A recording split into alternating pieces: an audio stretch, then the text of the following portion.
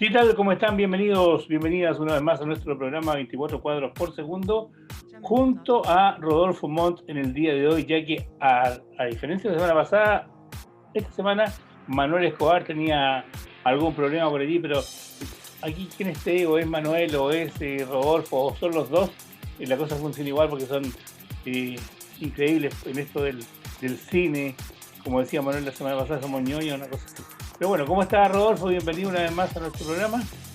Bien, Víctor, muchas gracias por la calurosa introducción. Aquí bastante bien en la casa, ya en estas pseudo vacaciones, pero viendo cine, que es lo importante. Así es, eso es muy bueno.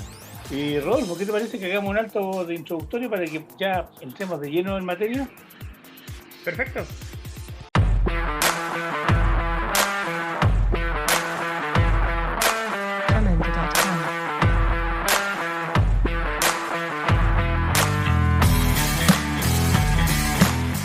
Bueno, ya comenzamos de inmediato entrando en materia con algo que, como me decía Manuel Escobar en forma telefónica, y Rodolfo por otro lado, y Juan Herrera a través del WhatsApp. Oye, pero tenemos que hablar de esto, tenemos que hablar de esto. Y la verdad que yo no conozco mucho al actor, creo que habré visto algún capítulo al pasar, pero en el obituario esta semana no podemos mencionar, me dicen todos, y así debe ser, de recordar a Dustin Diamond, quien fue más conocido como Screech o Script. ¿Cómo era el apodo que tenía en la serie, Rodolfo? Yo lo recuerdo como Screech, Víctor. Este es un personaje muy famoso de la serie de los 90, Salvado por la Campana. Y esta serie marcó mucho a lo que es la generación casi sub 40 de hoy, los que están bordeando los 40 como yo, con un reparto bastante que hoy hablamos y lo conocemos. Estaba Mario López, que se dedicó principalmente después a lo que es conducir grandes estelares en Estados Unidos. Tiffany Amber Thiessen, que en ese tiempo era el amor de los adolescentes, y después siguió, creo, con una serie Melrose, no, Beverly Hills ¿Ya? 90010, algo así. Y esta serie, bastante liviana, contaba las travesuras que hacían los estudiantes en la secundaria. Y Dustin Diamond efectivamente hacía el personaje nerd dentro del grupo. Era como Ripley, y estaban los 5 colores reunidos en el casting: el rubio, la latina, la afroamericana, el nerd en este caso, que era Street. Y era una serie que funcionaba bastante bien, siempre con el antagonista como el director, el principal del high school. ¿Tú nunca la viste, Víctor? Como te digo, tengo que haber visto al pasar algunos capítulos, pero en la parte, digamos, de cosas curiosas, según leía, estaba esta serie acá en Chile, el canal que la compró, la tituló Salvados por la Campana. Y la tituló Salvados por la Campana, aunque su nombre original es Salvado, porque acá en Chile hay un adagio que dice: te salvó la campana, y por eso le pusieron la S final. O sea, una curiosidad que a lo mejor no le importa a mucha gente, pero aquí se llamó, y que fue la única parte de donde se exhibió esta serie, que se llamó Salvados. Oye, tengo entendido también que ahí estuvo Elizabeth Berkley, Sí, correcto. que después Quien hizo Showgirls, posteriormente se dedicó al cine, hizo un par de películas. pero le fue muy mal, porque con Showgirls creo, o sea, que le estrenaron en el año 96 paralelo a Striptease con Demi Moore, y Demi Moore siguió toda la taquilla, y Showgirls le fue bastante malito. Así que no. Así es, Víctor. Una de las cosas interesantes de esta serie es que cada vez que los estudiantes se preparaban para hacer una travesura o salvar la situación del capítulo, decían la frase cliché que era sincronizar relojes. ¿Ya? Porque efectivamente el plan tenía que ser mecánicamente exacto, al segundo. Entonces mostraban sus relojes y los trataban de sincronizar.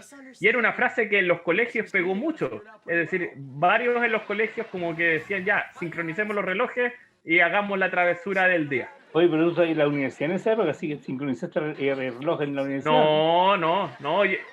Yo recuerdo claramente, Víctor, que estaba en el colegio por ahí, octavo, primero, medio. ¿Y por Ya. qué te lo voy a recordar? Porque el combo del canal que emitía este programa era primero Salvado o Salvados por la Campana, e inmediatamente después el favorito de todo adolescente, Baywatch.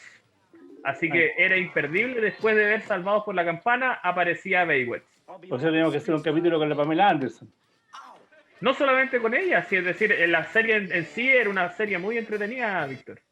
Oye, Rodolfo, pero bueno, y aparte de esta serie que todo el mundo conoce, este actor que falleció esta semana, el día 1 de febrero, de cáncer, un cáncer que fue bastante fulminante. Él duró sabiendo que tenía cáncer y su familia sabiendo que tenía cáncer 3 semanas. Se sintió mal, sintió algo como, leí por ahí que decían que había dicho que sentía como alguien escribió una pelota, pero tenía que ser como una malformación en alguna parte, se sintió mal, fue al hospital, 3 semanas duró y se murió rapidito.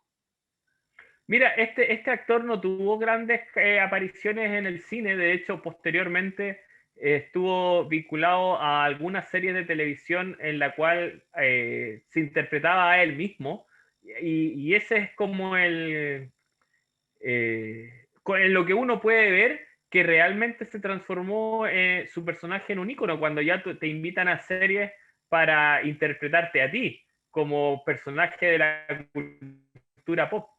Además que hubo Salvado por la Campana en el colegio, ¿cierto? Salvado por la Campana en la universidad, Salvado por la Campana reunión de ex compañeros, creo que hubo. O sea, hubo varios capítulos, como 6 temporadas, pero todo era ya incluso cuando estaban casados los personajes. Pero bueno, hay que explotar la franquicia de repente. Así es, hay que sacarle lo último que se puede, Víctor.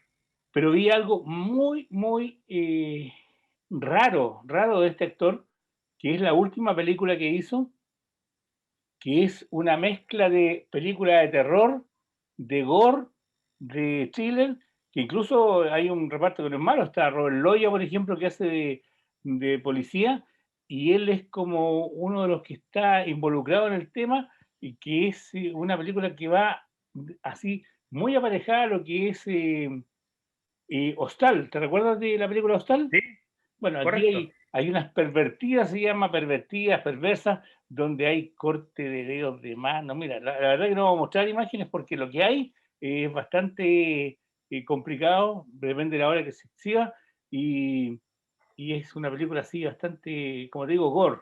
Entonces, Uy, no la he visto, Víctor. Fíjate que no. terminó bastante complicado este actor, y bueno, si no lo has visto, por último, mira como curiosidad, iba a poder darte cuenta en qué terminó, una película del 2015. Así Ya. que, ¿ah? No, te digo que ya que la voy a ver. Así que te la recomiendo para que la veas, pero como una cosa curiosa, no porque una gran película. Como te digo, hay un reparto que es bastante interesante, pero no es una buena película. Ahí estábamos recordando entonces a este actor que nos dejó Dustin Diamond de la serie Salvado por la Campana.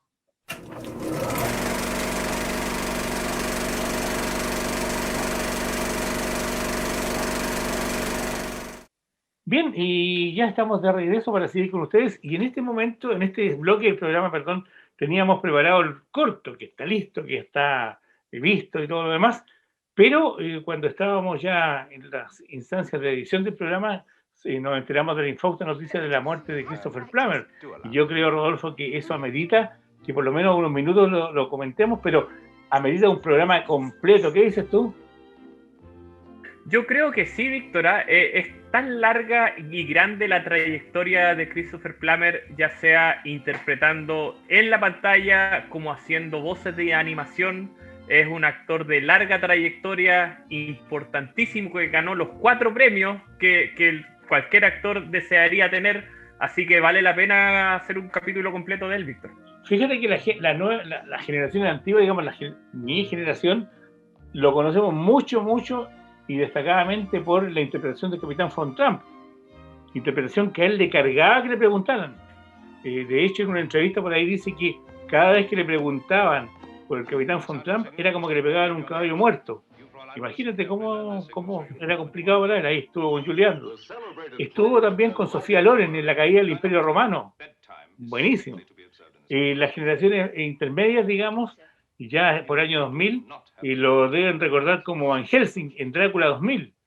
Y las últimas generaciones, las generaciones más nuevas, lo deben recordar por películas buenísimas. Hay una que me gusta mucho que se llama Un Plan Perfecto o Un Plan Simple, donde está junto a Jodie Foster, está con Denzel Washington, donde él es presidente de un banco y hay un robo. ¿Lo viste tú? Supongo que esa película, donde Sí. toman prisionero como a 30 personas y buscan un albanés, buscan esto, lo otro, y al final el desarrollo final es totalmente distinto. O sea, véanla porque es muy buena. Y además, como tú dijiste, le gustaba la animación, fue actor de voz del personaje principal de Up, una aventura en altura, fue voz en uno de los personajes de Pixeles, estuvo en Star Trek también, para los del 90, que veían Star Trek 6, Aquel País Desconocido, también hizo la voz del personaje en la Academia Klingon en un videojuego de Star Trek. O sea, imagínate, Rodolfo, todo lo que ha hecho. O sea, estuvo en 12 monos también. También una película que tú me contabas la otra vez que te gustaba mucho. Sí, me encanta esa película. Él hizo de doctor ahí de los loqueros que eran Bruce Willis y Brad Pitt. Es una larga trayectoria Christopher Plummer, ¿eh? Yo creo que incluso el próximo programa, si lo dedicamos completamente a analizar su carrera, vamos a quedar corto y Juanito nos va a estar retando de nuevo.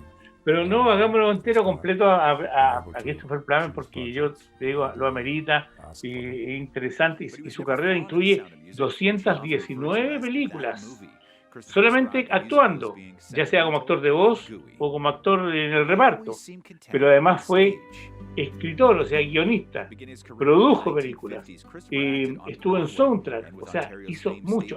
Por eso de soundtrack, nos queda tiempo todavía en este bloque, él estaba muy, muy enojado porque cuando hizo La Novicia Rebelde quería cantar, y no lo dejaron por su voz seguramente, y lo doblan, y eso fue una cosa que yo creo que por ahí donde no le gusta que... Por ahí puede ir el odio hacia esa película. Exactamente, bueno, pero ahí estábamos recordando a Christopher Plummer en estos cortitos minutos para recordarles que murió el día viernes recién pasado, el 1 de febrero, a los 91 años, en Connecticut, y que la próxima semana tendremos un especial con Christopher Plummer. ¿Te parece, Rodolfo?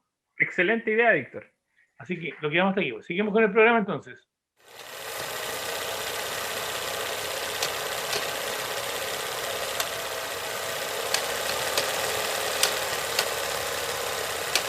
Bueno, seguimos adelante con nuestro programa. La semana pasada vimos un grupo de películas, alcanzamos a ver 4 con Manuel, que tenían que ver con películas que cumplen este 2021 50 años, o sea, medio siglo desde el día de su estreno y que se han mantenido a través del tiempo y algunas han crecido incluso y sus historias se han hecho ya prácticamente universales y se siguen repitiendo. Hay algunas que tienen remake, otras no, pero que sí sigue hablando de ellas. Y hoy tenemos preparadas 5 películas, espero que alcancemos a revisar las 5, Rodolfo, y estemos hablando de ellas.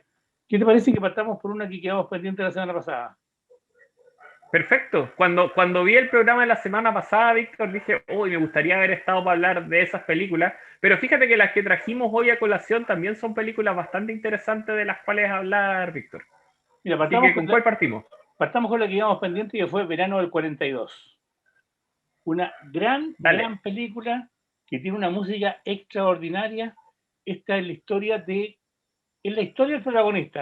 Según comentan todo el mundo, se ha escrito sobre él, hay biografías del autor, que es la historia de este autor, ¿ya? Y que es lo que sucedió en su verano. Y esto es bastante más habitual de lo que uno piensa de repente, que se da entre un niño y un adolescente, aquí tiene alrededor de 14 y 15 años, que empieza a mirar a su vecina, ¿cierto? Una vecina que es bonita, que a él le gustó, que le impactó, y sus amigos que lo molestan porque un poco nerd, como dicen mucha gente, y ahí se va dando esto del verano del 42, acompañado toda la película de una música, la música de Michael Legrand, que incluso ganó Oscar al mejor tema. Sí, esta película ganó efectivamente Oscar a la música original. Y lo interesante de esta película es que plantea una realidad de la guerra sin ser una película de guerra, ambientada en el pleno apogeo de la Segunda Guerra Mundial, muestra una percepción de la sociedad norteamericana de qué es lo que pasaba en Estados Unidos mientras se estaba desarrollando la guerra. Es decir, cómo esta relación con la vecina que, que su familiar o su esposo, digámoslo, estaba sirviendo en la guerra y muere.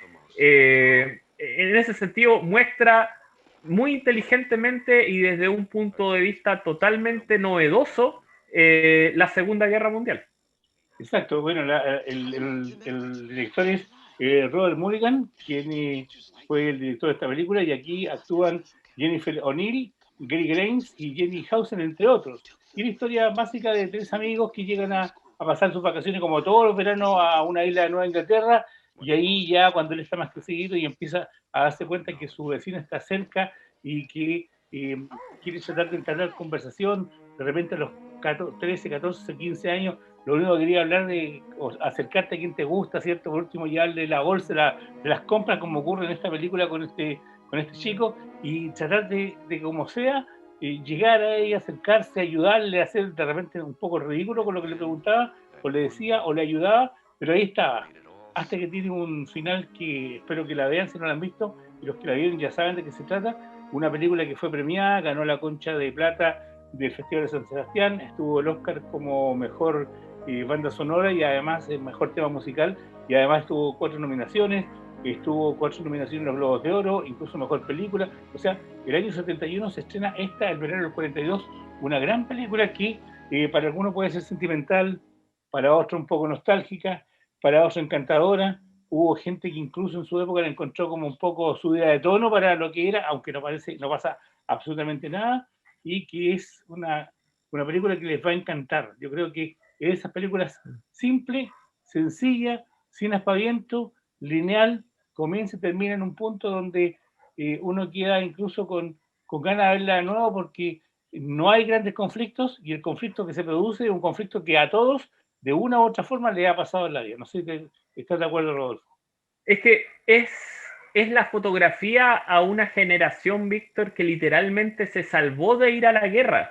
Es una generación que en el año del 45, cuando terminó la Segunda Guerra Mundial, estos jóvenes estarían cumpliendo 18 años recién. Entonces, se salvaron de enlistarse, se salvaron de vivir los horrores de la guerra.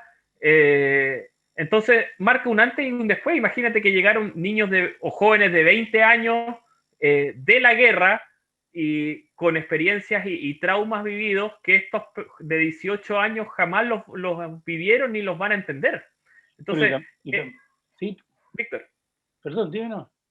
No, entonces efectivamente muestra, yo insisto que tiene que ver con la guerra esta película, Víctor, porque muestra cómo es que una generación vivió algo totalmente diferente a la generación que estaba inmediatamente antes que ellos. Sí, y además que hay otro tema que tú no has dicho aún, pero que es de mucha mujer que quedó viuda joven, porque algunos jóvenes de 18 años, 20 años se casaban para ir a la guerra y dejar a su esposa, ¿cierto? ¿Cierto? Y es sí. lo que pasa más o menos aquí. Es una gran película, Víctor. Y véanla, no se van a arrepentir. Además que es una película que no se da casi nunca en televisión y eso hace que uno lo encuentre mucho mejor. ¿Vamos al próximo título? Porque si no, se nos va a pasar el tiempo de nuevo. A mí me encanta esta película, me encanta la historia, me gusta, la he visto no sé cuántas veces la película y la obra de teatro la vi, a ver, yo creo que 4 veces vi la obra, porque primero fui con mi papá, después fui con un amigo, después la vi solo y después finalmente la vi cuando la dieron en el Municipal de Viña la última vez.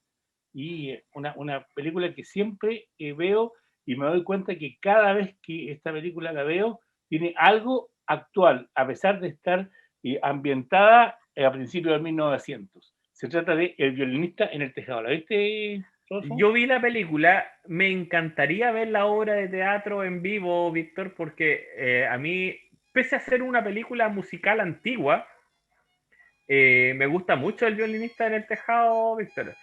Y con canciones icónicas que la gente probablemente la conoce, pero ni siquiera sabe qué es de esta película. Si yo fuera rico, por ejemplo. ¿Y cómo es esa? Si yo fuera rico, dubi, dubi, dubi. Exacto. Así como, ¿viste? Esa, ¿no? Exacto, muy bien. Y tradición, buenísima, que aquí está en lo que estamos mostrando. A ver si le puede subir, Juan, un poquito el audio a tradición. If I were a wealthy man, I wouldn't have to work hard. Yabba dibba dibba dibba dibba dibba dibba dum. You're asking me to marry you. Bueno, ahí está unos segunditos de tradición. O sea, son archiconocidos. Y la historia es una historia que se vivió, y cuando uno la ve, esta película, se da cuenta cómo era la gente, y no solamente en Rusia, en esta Rusia zarista, como dice Teddy cuando comienza porque tú sabes que lo que estábamos viendo al principio de ese atardecer con el violista en el tejado son los primeros segundos de la película.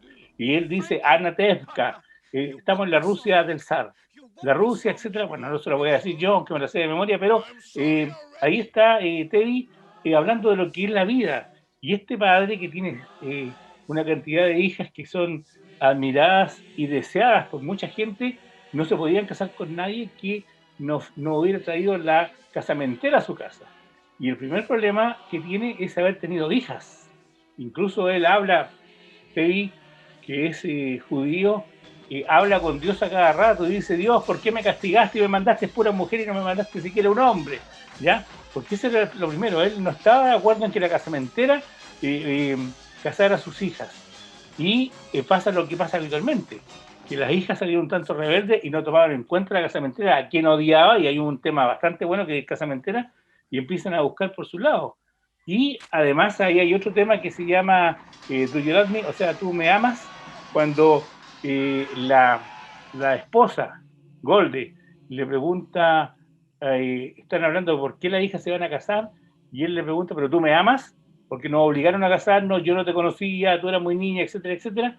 Y ahí también es bastante bueno. O sea, vean esta película que dirigió Norman Jewison, que además tiene a su haber que 2 años después, esta película del 71, dirige Jesucristo Superestrella, y con un éxito arrollador, que eso también hay que comentarlo, y con un actor que no era muy conocido mundialmente, que era Topol, ahora se conoce, pero buenísima, yo se la recomiendo que la vean de todas maneras, El violinista en el tejado. Otra cosa de esta película, Víctor, es que ganó un Oscar a Mejor Banda Sonora con el desconocido John Williams. Oye, John Williams está en toda este tipo, ¿ah? Sí, desde que comenzó. Sí, así que muy bien, muy buena película, Víctor. Y 50 años ya. 50 años y uno no se da cuenta.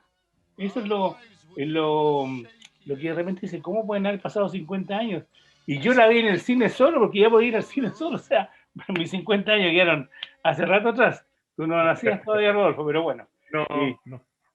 Otra película que cumple 50 años y cada vez que uno la ve está como mejor y como hay nuevecita, es Muerte en Venecia, esta película italiana de Luchino Visconti. Bueno, cuando es Luchino Visconti el director, hay un sello de buen cine, hay un sello de que él está ahí haciendo buenas películas, y con un reparto que incluye a Dick Bogart, a Björn Andersen.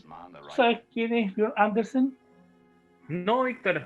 Fue una actriz que vino a Chile, estuvo en Valparaíso, nadie tuvo idea de ella, y la entrevistamos nosotros a través de Don Hugo y con la ayuda del embajador. Imagínate. Pero bueno, tenemos guardada la entrevista por ahí, alguna vez la mostraremos.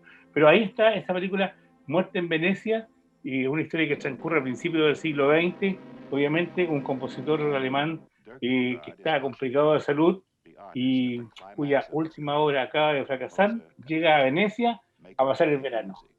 Y esta película... Esta película yo no la he visto, Víctor, pero cuando hicimos la reunión de pauta vi el tráiler y las imágenes que está mostrando Juanito, y efectivamente se ve una película bastante entretenida, Víctor, ¿eh? Sí, más que entretenida, es una película como para pensarla, porque este compositor se enamora en Venecia, y no se enamora como los cánones de la época aconsejaban, sino que se enamora de un joven.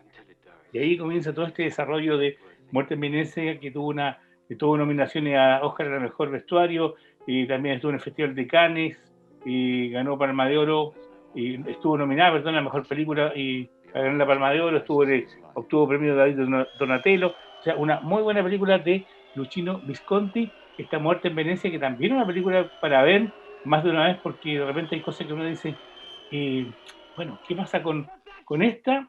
Y eso es lo que pasa, que de repente hay que verla más de una vez para entenderla. Como lo que me pasó a mí, Rodolfo, con la próxima película. ¿Cuál es? La próxima película es el Decamerón. Y creo, sin temor a equivocarme, que la vi cuando tenía muy poca edad. Porque esto se estrenó en el 71, yo tenía 13 años, y la verdad que la película, yo anduve los tumbos dentro de la sala, la vi en el cine, no me acuerdo si Plaza Real en Santiago, porque estaban juntos, pero una película que yo no entendía y trataba de buscarla. Al final yo no sé qué me pasaba, pero viéndola después, tú te das cuenta que es una gran obra de arte, es una gran película y, y es como para verla muchas veces, porque incluso hay seminarios que se han hecho con Decamerón, con estas películas, y en esa época yo daba bote dentro de la historia. Oye, Víctor, me siento totalmente identificado con lo que tú comentas. Yo la vi debe ser como a los 23, 24 años. Y no enganché con la película. Claro, pero si la ves ahora o leíste el libro Boccaccio, ya como que tú te vas a sentir un poco más metido en esta película, vas a saber un poco más de qué se trata. Además, el cine de Pasolini es un cine que no es tan fácil de buena primera. Entonces, y yo te estoy hablando de que tenía 13 años, o sea, estaba viendo los western, ya, y me meto a ver el Decamerón y por dónde va, de repente me reía porque hay escenas que son para reír, porque también tiene humor esta película, tiene elementos que ahora cuando los veo, me digo, y se reían de esto y tenían razón. O sea, cuando se ríen del clero, se ríe de la iglesia, se ríe de todo el mundo, Pasolini. O sea, ¿quién se ríe en el fondo de Boccaccio? Giovanni Boccaccio. Entonces, ahí está esta película que tuvo como actor a Franco Ziti, a Minetto Davoli, entre otros, y que recrea en su estilo, obviamente, que es estos cuentos eróticos del Decamerón, de Boccaccio, que es una película que hay que ver, hay que, hay que verla, y se lo repito, no porque yo me guste ver las películas dos veces, más de una vez, porque a lo mejor la primera le va a pasar lo que nos pasó a nosotros, que como que uno, incluso hay gente que yo sé se ha tendido a aburrir de la película, salvo estos como gags que hay, que de repente son gags que uno no se va a reír a carcajadas, sino se va a sonreír y va a quedar pensando, y cuando le da la vuelta a eso que se rió, ahí recién dice, esto pasó. Así que le recomiendo el Decamerón. ¿Rodolfo? Sí, dime. Yo pensé que te habías quedado pegado. No, para nada, Víctor, es que estaba atento escuchándote. Como ahora uno de repente no sabe, pensé que se quedó pegado. Y ahí, yo sé que hay una película la que vamos a hablar, la última película, si es que nos alcanza el tiempo, y por último cortito, es una que te gusta mucho a ti, pero esta es la original. Pero fíjate, Víctor, que esta me gustó mucho más que el remake que hicieron posteriormente con Johnny Depp. ¿Ya? Porque efectivamente hay varios factores. Willy Wonka y la fábrica de chocolate es absolutamente increíble que ya cumpla 50 años. Partamos por esa premisa. Es una película bastante fresca, pero la gracia de la original es que tiene ese toque británico que la segunda no la tenía. Porque cuando uno lee el libro, el libro obviamente respira a Gran Bretaña. Y esta película lo logra plasmar bastante bien. Se ve la pobreza cruda y verdadera, a diferencia de la visión del remake que era y no era. Yo estoy 100% con el clásico en esta. Roald Dahl, aunque lo conocen los alumnos de educación básica, porque aquí en Chile se leen muchos libros de Roald Dahl, se le han hecho homenaje en Europa por la cantidad de libros que han pasado al cine. Es un autor que entretiene a grandes y chicos. Y con Willy la fábrica de chocolate, yo creo que fue una película que pasó y se convirtió en clásico, primero gracias al libro, no al revés, porque hay muchos libros que se convierten en clásicos gracias a la película. Yo creo que aquí el libro llevó a que los niños vieran la película y se convirtieron en un clásico y podía tener un remake. Sí, concuerdo contigo. El libro brilla por su propia cuenta, pero la película no sé si viene a plasmar la fama del libro, pero sí viene a darle... Es una muy buena visualización del libro. No sé si te pasa, Víctor, con algunas películas basadas en libros que probablemente tú te lo imaginabas totalmente diferente, pero en este caso la película, al menos para mí, logra plasmar lo que yo me imaginaba cuando leía el libro de Willy Wonka. La verdad que yo no te puedo decir eso mismo porque el libro lo leí después de la película. Entonces, yo antes del libro te podría decir sí, porque cuando ya lees el libro después ya tú tienes un constructo, ¿cierto? Un imaginario Sí. y eso. Bueno, mira, el tiempo se nos acabó, tengo entendido, según nos dice Juanito, así que vamos a quedar hasta aquí por hoy día, Rodolfo. Alcanzamos a las 5 películas, que apuradito. Y Willy Wonka tuvo Oscar y nominada al Oscar de Mejor Canción Original y también nominada a un Globo de Oro como Mejor Actora a Jim Wilder. Así que eso hemos comentado en el día de hoy. Rodolfo, muchas gracias por estar con nosotros. Nos vemos, Víctor. Siempre es un placer estar con todos ustedes disfrutando del cine. Así que nos vemos la próxima semana. Que les vaya muy bien. Gracias.